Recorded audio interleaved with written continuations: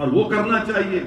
मगर मुझे यकीन है कि 6-7 महीने के बाद नुपुर शर्मा फिर से रुमदार होंगी और उसको बनाकर पेश किया जाएगा। तो बहुत बड़ी दिया बड़ा बयान, नुपुर शर्मा को बीजेपी बनाएगी दिल्ली का सीएम। असदुद्दीन ओवैसी ने जमकर किया बीजेपी पर हमला।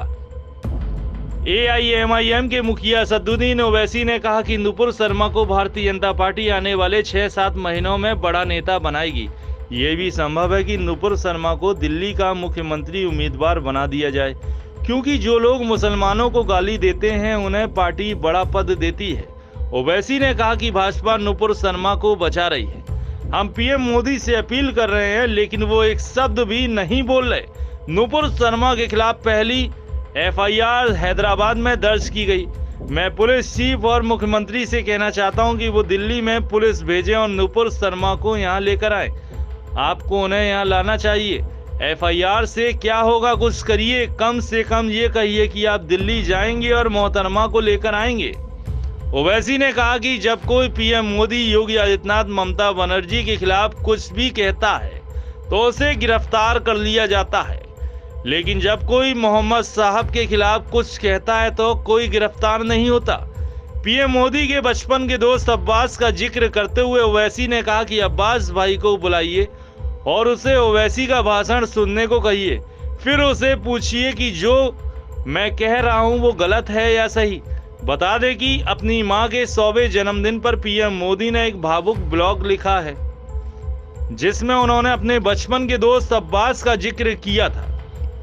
जिस तरीके से यूपी सरकार बुलडोजर अभियान चला रही है, उस पर ओवैसी ने कहा कि इलाहाबाद में आफरीन फातिमा के घर को गिरा दिया गया। आपने घर क्यों गिराया? क्योंकि उनके पिता ने प्रदर्शन का आयोजन किया था। आखिर न्याय का फैसला कौन करेगा? कोर्ट ये तय करेगी कि प्रदर्शन का आयोजन उन्होंने किया या नहीं। कोर्ट इसमें न्याय करेगा। कोर्ट उनकी पत्नी और बच्चों को सजा नहीं देगा। Bureau report, Bharat A to Z news. और वो करना चाहिए। मगर मुझे यकीन है कि 6-7 महीने के बाद नुपुर शर्मा फिर से रुमदार होंगी और उसको बनाकर पेश किया जाएगा। तो बहुत बड़ी नेता है। हो सकता है कि कल वो दिल्ली के मुख्यमंत्री के ओहदे पर दावेदार बन जाए। हो सकता है भाई, यही तो हकीकत है हमारे देश की।